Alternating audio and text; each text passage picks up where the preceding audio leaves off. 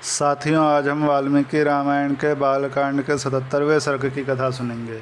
इस सर्ग में परशुराम जी के चले जाने के बाद श्री राम जी सभी बंधु बांधवों और महाराज दशरथ के साथ अयोध्या वापस आए हैं। वहाँ उनका भव्य स्वागत हुआ है। सभी रानियों ने चारों बहुओं का स्वागत किया है और उसके बाद फिर वे सभी वहाँ आनंद से रहने लगे हैं। आज हम वाल्मीकि रामायण के बालकांड की कथा पूर्ण कर रहे हैं। अब कल से श्री वाल्मीकि रामायण की अयोध्या कांड की कथा प्रारंभ करेंगे। तो चलिए अब वाल्मीकि रामायण के बालकांड के अंतिम सर्ग की कथा शुरू करते हैं। श्री सीतारामचंद्राभ्याम नमः। श्रीमद् वाल्मीकि रामायणम बालकांडम सप्तसप्ततितमः सर्गः। राजा दशरथ का पुत्रों और वधुओं के साथ अयोध्या में प्रवेश, शत्रुघ्न सहित भरत का मामा के यहाँ जाना, श्री राम के बर्ताव से सबका संतोष तथा सीता और श्री राम का पारस्परिक प्रेम। जमदग्नि कुमार परशुराम जी के चले जाने पर महायशस्वी दशरथ नंदन श्री राम ने शांत चित्त होकर अपार शक्तिशाली वरुण के हाथ में वह धनुष दे दिया। तत्पश्चात वशिष्ठ आदि ऋषियों को प्रणाम करके रघुनंदन श्री राम ने अपने पिता को विकल देखकर उनसे कहा, पिताजी, जमदग्नि कुमार परशुराम जी चले गए। अब आपके अधिनायकत्व में सुरक्षित यह चतुरंगिणी सेना अयोध्या की ओर प्रस्थान करे। श्री राम का यह वचन सुनकर राजा दशरथ ने अपने पुत्र रघुनाथ जी को दोनों भुजाओं से खींचकर छाती से लगा लिया और उनका मस्तक सूंघा। परशुराम जी चले गए यह सुनकर राजा दशरथ को बड़ा हर्ष हुआ। वे आनंदमग्न हो गए। उस समय उन्होंने अपना और अपने पुत्र का पुनर्जन्म हुआ माना। तदनंतर उन्होंने सेना को नगर की ओर कूच करने की आज्ञा दी और कहा, और वहां से चलकर बड़ी शीघ्रता के साथ वे अयोध्यापुरी में जा पहुँचे। उस समय उस पुरी में सब ओर ध्वजा पताकाएँ फहरा रही थीं। सजावट से नगर की रमणीयता बढ़ गई थी और भांति भांति के वाद्यों की ध्वनि से सारा अयोध्या गूंज उठी थी। सड़कों पर जल का छिड़काव हुआ था जिससे पुरी की सुरम्य शोभा बढ़ गई थी। यत्र तत्र ढेर के ढेर फूल बिखेरे गए थे। पूर्ववासी मनुष्य हाथों में मांगलिक वस्तुएं लेकर राजा के प्रवेश मार्ग पर प्रसन्न मुख होकर खड़े थे। इन सबसे भरी पूरी तथा भारी जनसमुदाय से अलंकृत हुई अयोध्यापुरी में राजा ने प्रवेश किया। नागरिकों तथा पूर्ववासी ब्राह्मणों ने दूर तक आगे जाकर महाराज की अगवानी की थी।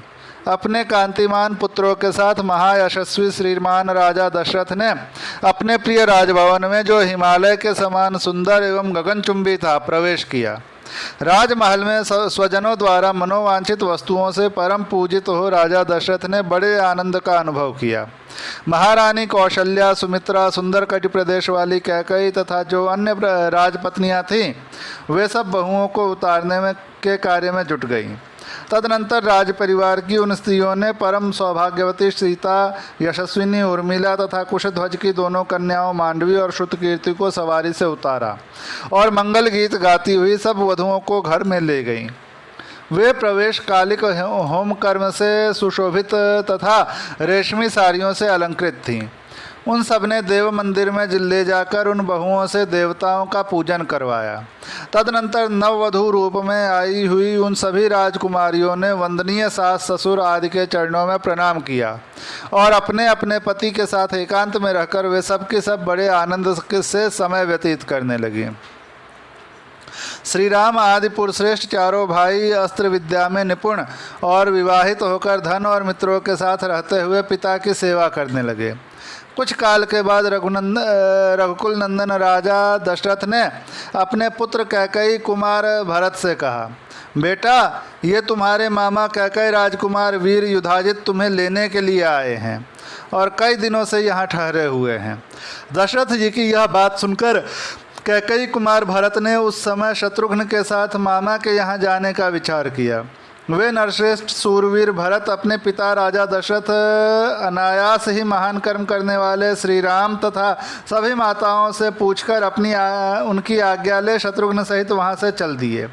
शत्रुघ्न सहित भरत को साथ लेकर वीर युधाजित ने बड़े हर्ष के साथ अपने नगर में प्रवेश किया।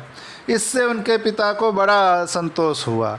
भरत के चले जाने पर महाबली श्री राम और लक्ष्मण उन दिनों अपने देवोपम पिता की सेवा पूजा में संलग्न रहने लगे। पिता की आज्ञा शिरोधार्य करके वे नगरवासियों के साथ काम देखने तथा उनके समस्त प्रिय तथा हितकर कार्य करने लगे। वे अपने को बड़े संयम से रखते थे और समय समय पर माताओं के लिए उनके आवश्यक कार्य पूर्ण करके गुरुजनों के भारी से भारी कार्यों को भी सिद्ध करने का ध्यान रखते थे। उनके इस बर्ताव से राजा दशरथ वेदवेत्ता ब्राह्मण तथा वैश्य वर्ग बड़े प्रसन्न रहते थे। श्री राम के उत्तम शील और सद्व्यवहार से उस राज्य के भीतर निवास करने वाले सभी मनुष्य बहुत संतुष्ट रहते थे। राजा के उन चारों पुत्रों में सत्य पराक्रमी श्री राम ही लोक में अत्यंत यशस्वी तथा महान गुणवान हुए।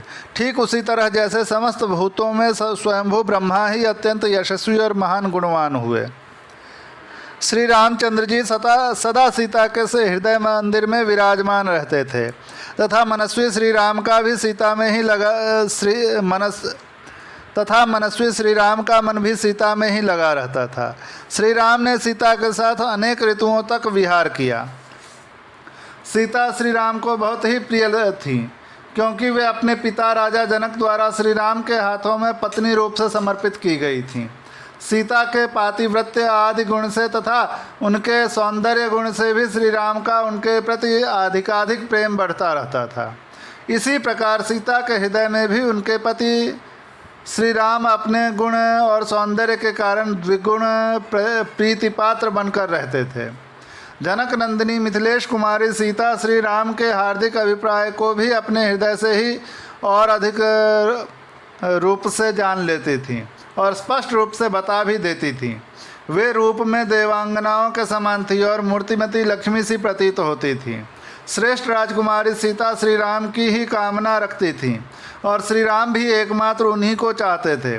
जैसे लक्ष्मी के साथ देवेश्वर भगवान विष्णु की शोभा होती है, उसी प्रकार उन सीता देवी के साथ राजर्षि दशरथ कुमार श्री राम परम प्रसन्न होकर बड़ी शोभा पाने लगे। इस प्रकार श्री वाल्मीकि निर्मित आर्ष रामायण आदि काव्य के बालकांड में 77वां सर्ग पूरा हुआ। बालकांड संपूर्णम।